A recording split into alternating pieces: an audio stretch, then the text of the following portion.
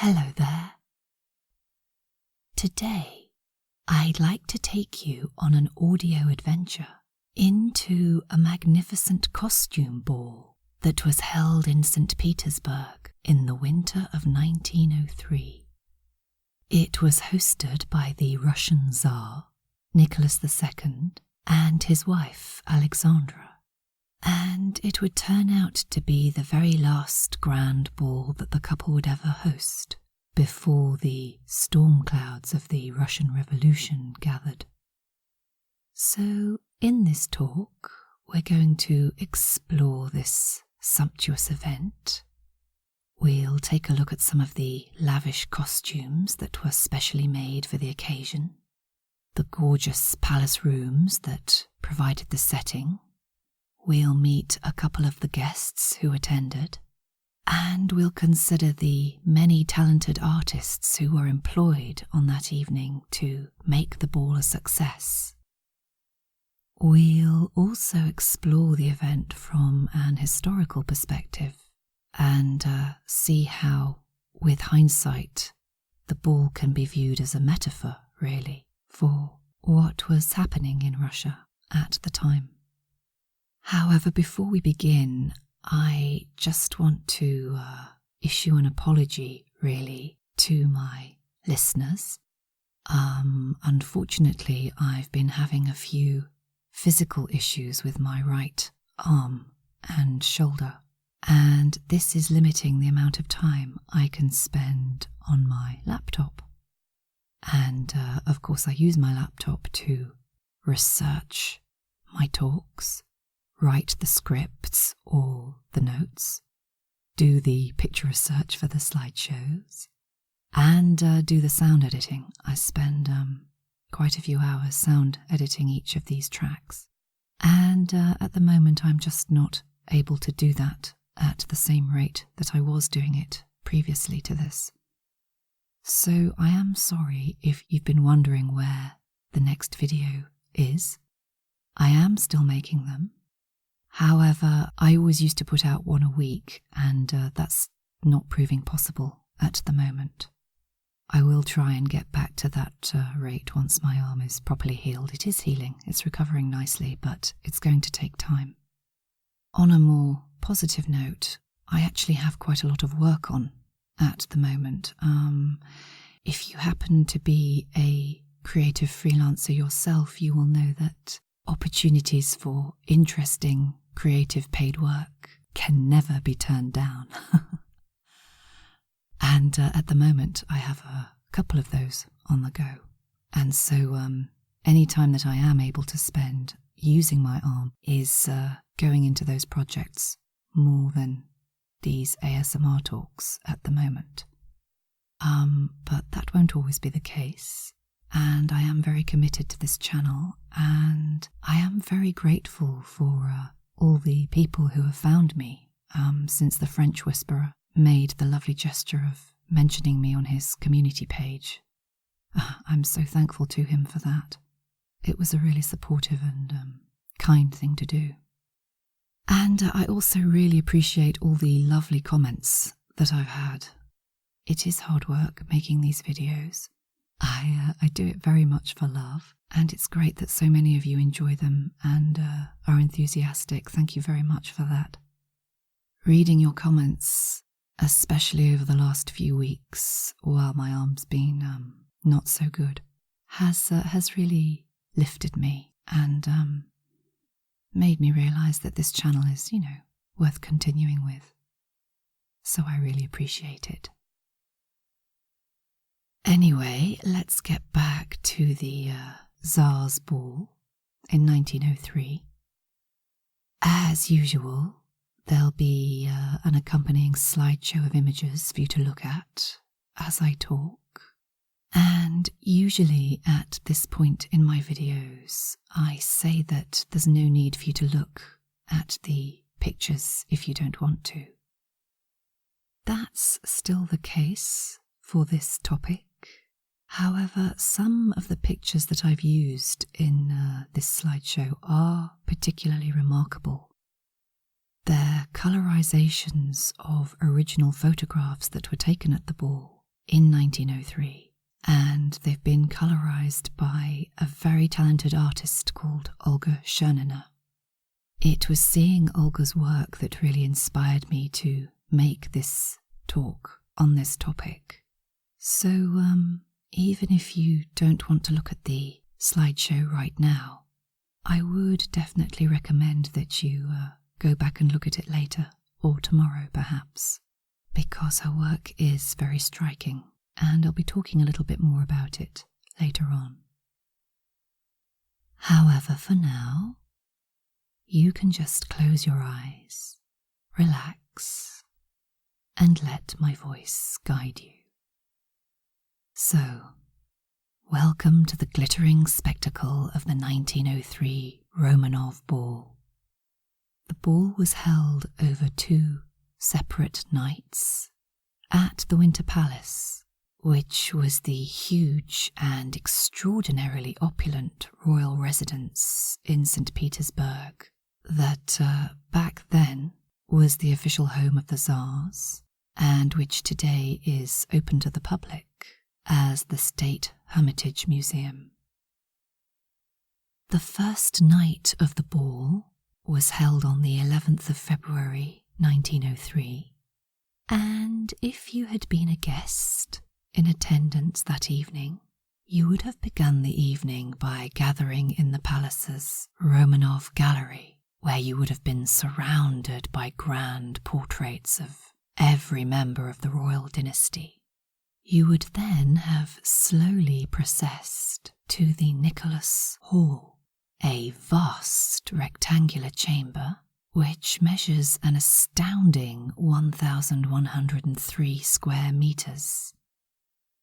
As you looked around this magnificent hall, decorated in frosted shades of white, you might have admired the elegant neoclassical styling of the room, with its rows of arched French windows, flanked by towering Corinthian columns. If you'd cast your eyes up above you, you would have seen an enormous double-height ceiling, heavily decorated with grisaille paintings and ornamental mouldings, and hung with 11 enormous glittering crystal chandeliers that dazzled the eye with their light. Once you were inside the Nicholas Hall, you would have had to wait patiently for it to be your turn to be presented to the Tsar and Tsarina. This was a very strict protocol that all of the 390 guests would go through, and when it was finally your turn, you would greet the royal couple by making a low, formal bow to them. Once this ceremony was completed, the festivities could begin, and you would have made your way to the Hermitage Theatre, where a series of entertainments had been arranged for the guests. These included extracts from Modest Mussorgsky's opera Boris Godunov, as well as scenes from 2 ballets, La Bayadère by Minkus and Swan Lake by Tchaikovsky. And in the latter production, you might have noticed a young ballerina called Anna Pavlova. Over the next 2 decades, Anna is going to go on to become a legendary dancer and a worldwide star, first with the Ballet Russe in Paris, and then later with her own touring company. In the years after the Russian Revolution, she is going to be adored by ballet fans across the world, and her popularity will become so great that in the 1920s, a frothy dessert made of meringue and fruit will be christened a pavlova in her honour. However, in 1903, all of those accolades are still yet to come for the young Anna, and she is just another soloist, proud to be dancing before the Tsar and Tsarina at this glittering social occasion. After the performances in the Hermitage Theatre, you and the other guests would then be invited to move on to the pavilion hall, a double-height colonnaded gallery, lavishly decorated with gold stucco work and hung with no less than 28 chandeliers. Here you would have taken part in a dance, and then you would have retired to one of 3 rooms that had been turned into banqueting halls for the occasion, where you would have enjoyed a lavish supper. The evening would have then culminated with more dancing, and you would have finally returned home in the early hours of the following morning, awestruck and amazed by the luxury, ceremony, and sheer opulence of the event you had attended that night.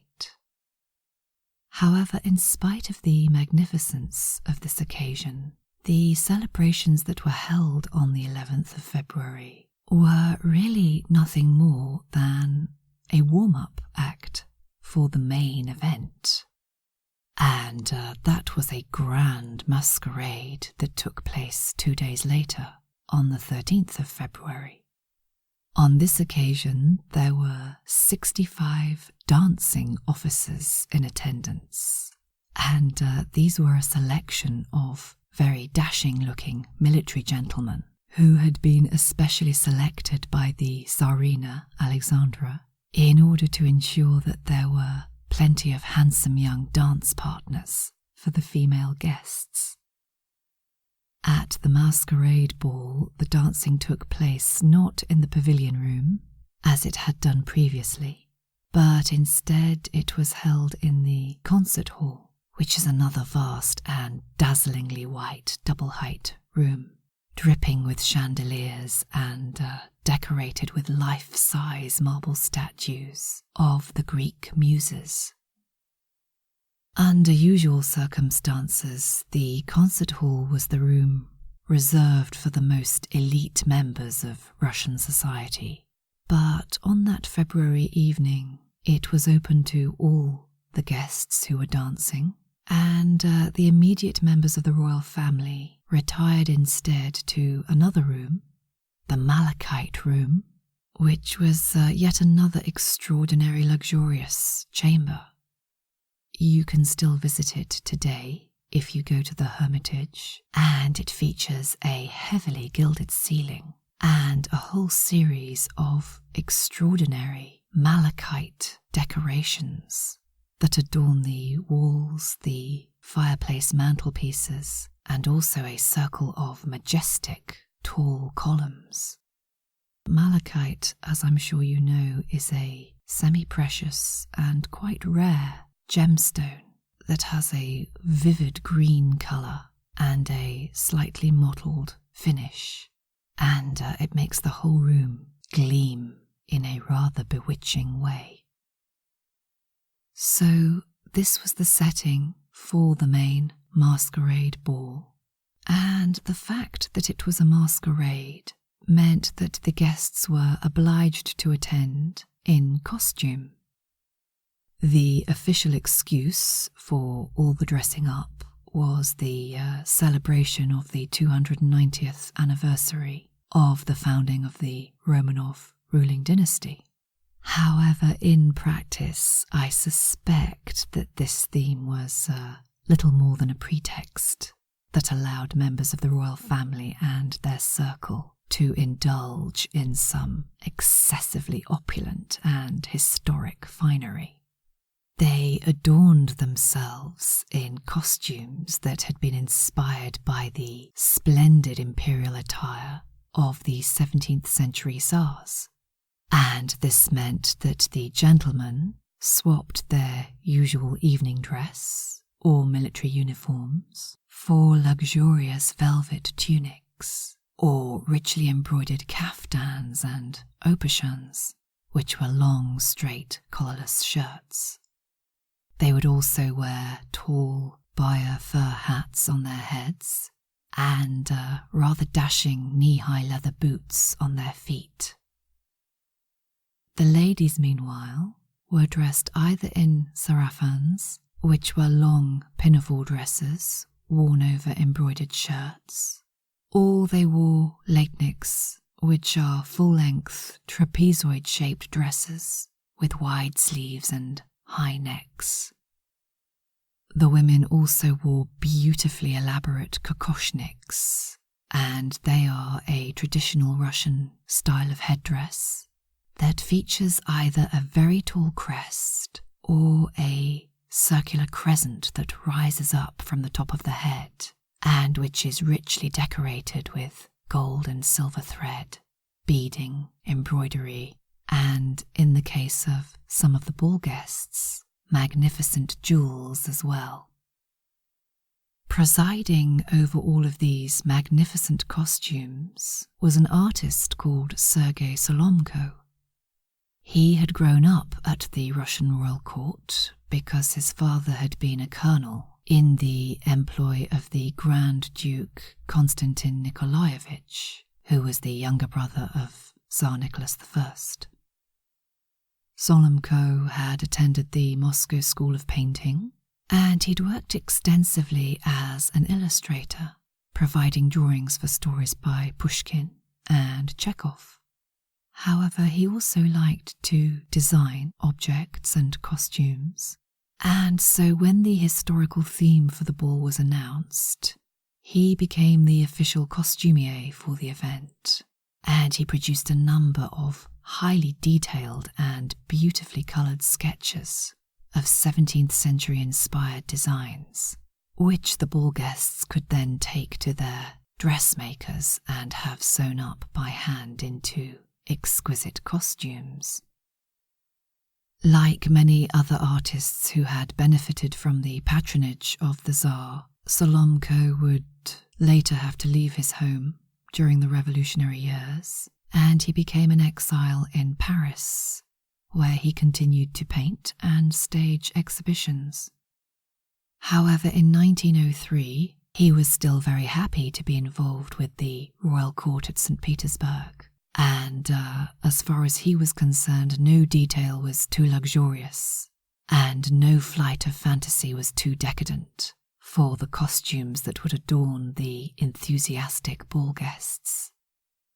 So Solomko went to town, creating the most lavish and opulent designs that he could imagine, and one of them was the costume that the Tsar himself would wear that evening. It was inspired by Nicholas's 17th century ancestor, Alexei Mikhailovich, and it consisted of a rather luscious opashen made of deep red and gold brocade, over which he wore a gorgeously embroidered golden kaftan. Meanwhile, Nicholas's wife, Alexandra, was dressed as Alexei Mikhailovich's first wife, Maria Miloslavskaya, and her costume was even more magnificent than his. Alexandra wore a high-necked leitnik to the ball, which theoretically was quite a simple garment, but in practice the Tsarina's version of it was perhaps the most decadent costume at the ball that night. It's estimated to have cost, in modern 21st century equivalents, around $10 million, and it featured an intricate floral pattern embroidered in silver thread against a sumptuous cloth of gold background. The cuffs and the sleeves of the dress were densely encrusted with real pearls, as was the heavily patterned border that ran down the front of the leitnik, and these pearls were apparently taken from the imperial treasury. These weren't the only treasures that Alexandra wore that evening. On her head she sported an elaborate emerald-studded crown, and around her neck she wore another emerald, a pendant that was astonishingly large and weighed 245 carats. In terms of size, that's about 6 centimeters square, which for me personally is about the size of my palm. So this emerald was palm-sized and quite enormous. In order for Alexandra to wear it at the ball, it had to be converted into a pendant, and this work was carried out by Agathon Fabergé, who was the second son of Karl Fabergé, the famous Russian jeweler who became celebrated for the opulently decorated Easter eggs he would make for the Tsar.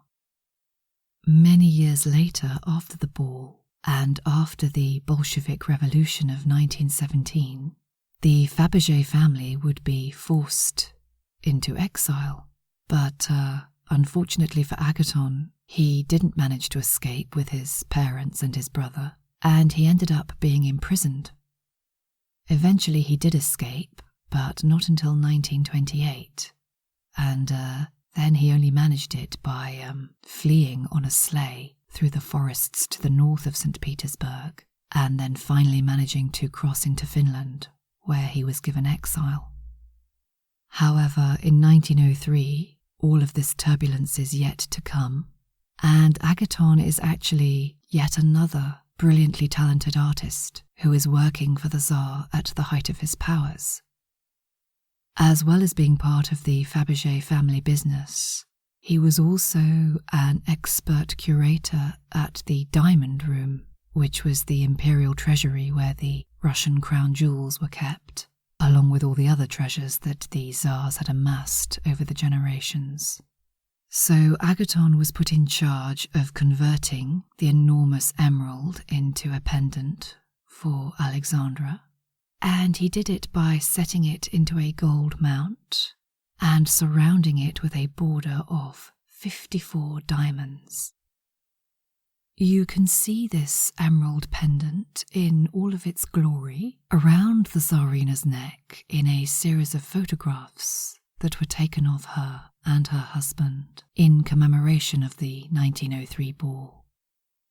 Alexandra, in fact, organised a series of photo shoots with the best photographers in St. Petersburg so that all the ball guests would have a memento of the magnificent costumes they wore that night. The photographs were then all collected together into a limited edition souvenir album, and it's thanks to surviving copies of this album that we can see all the ball guests from that evening. There are several photographs of Alexandra, some taken with her standing next to her husband, and some single portraits of her on her own. And I must say she doesn't look particularly happy or at ease in any of these pictures. Perhaps this is just down to the formality of the occasion, but it's interesting that she appears to have such a troubled expression. With hindsight, of course, it's tempting to see this as a portent of the very many troubles that were yet to come, because, as I'm sure you already know, the union of Nicholas and Alexandra would take a very tragic turn after the Russian Revolution. This was mainly due to the fact that Nicholas, encouraged by his wife, refused to modernize or adapt his rule to accommodate the growing desire for political change.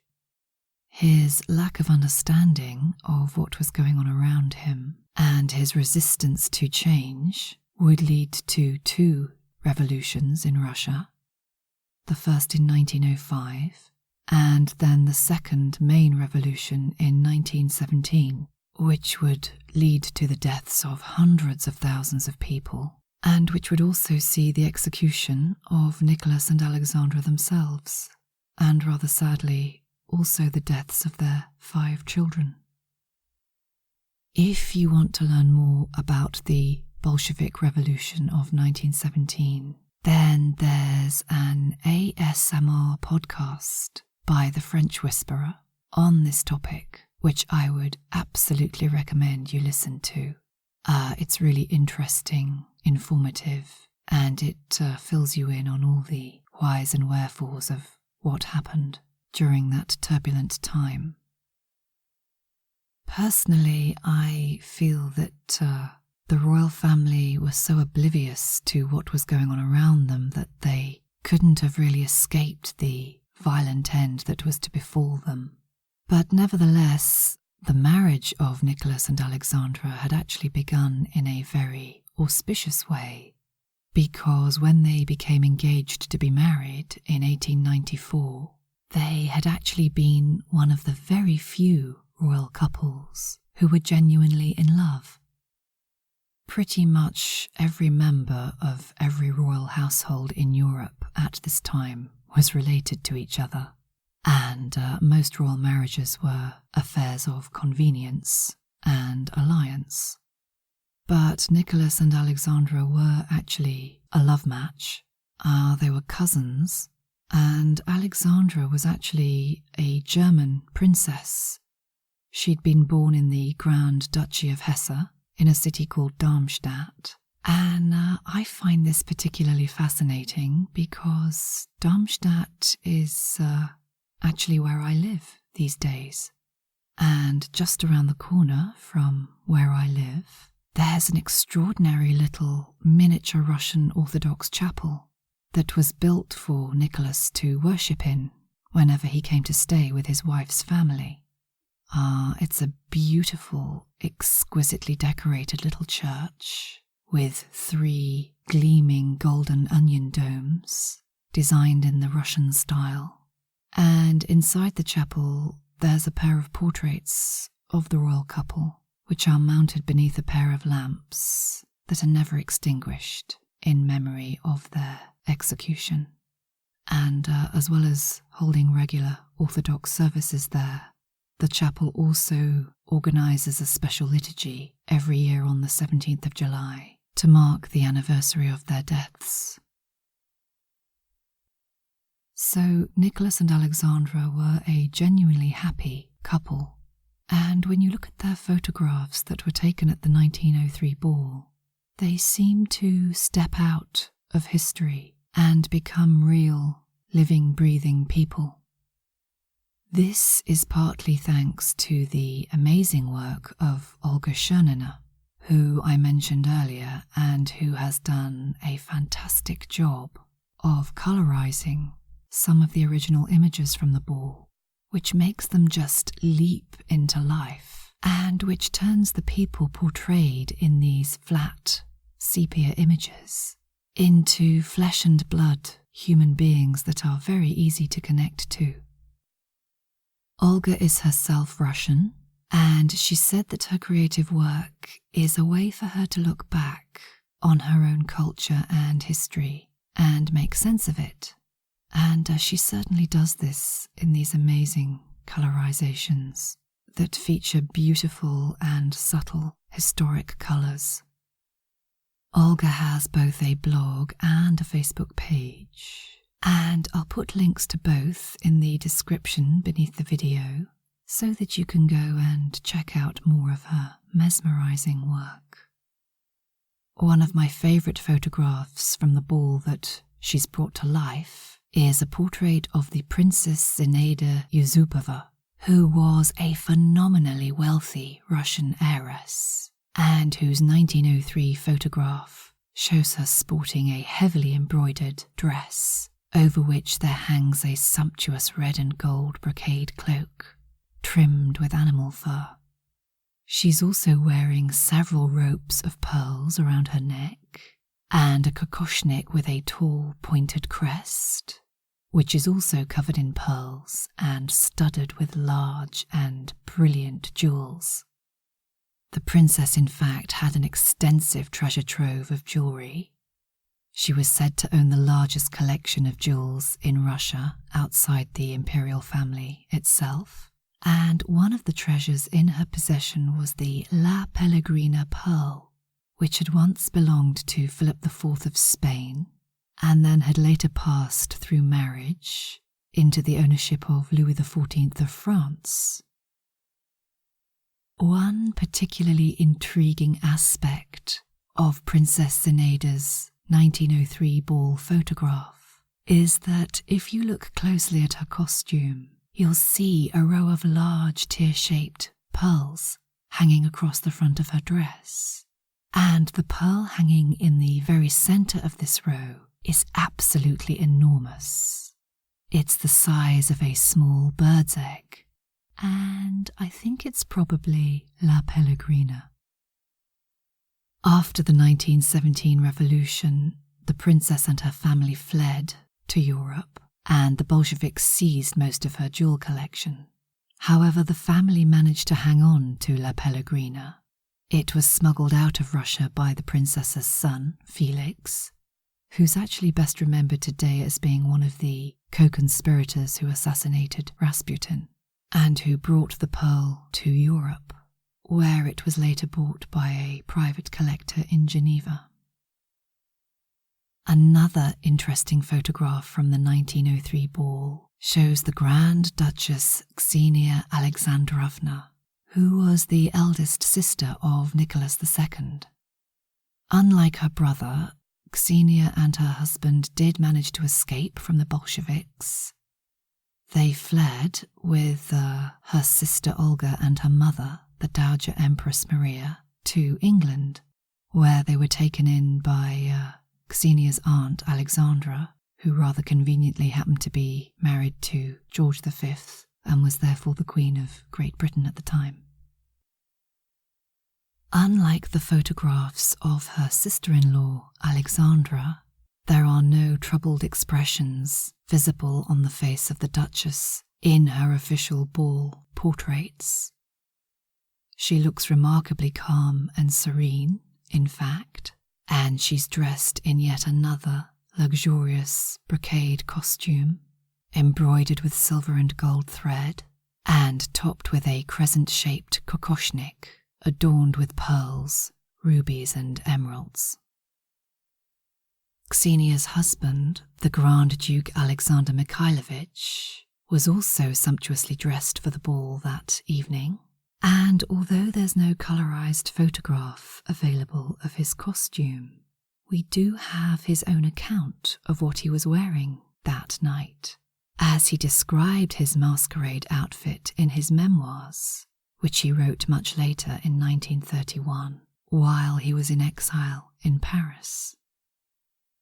"For myself," he says, "I had chosen the costume of a court falconer, consisting of a white and gold long coat, with golden eagles embroidered on the breast and on the back, a pink silk shirt, blue silk trousers, and yellow leather boots."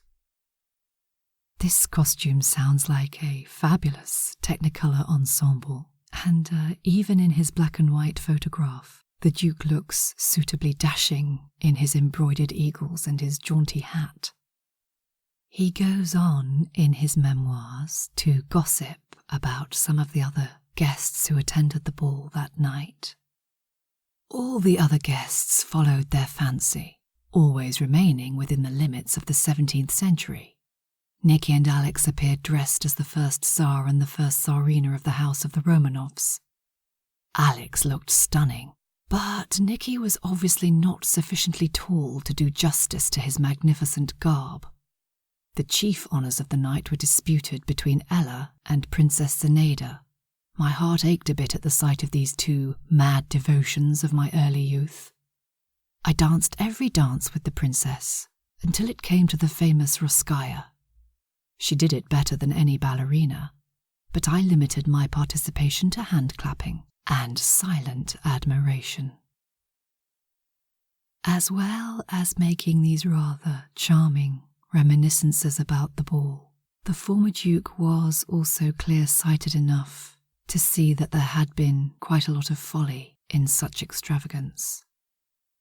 A new and hostile Russia glared through the large windows of the palace, he says. I smiled sadly on reading the text of the invitation, which demanded that all guests wear the costumes of the 17th century. For at least one night, Nicky wanted to be back in the glorious past of our family.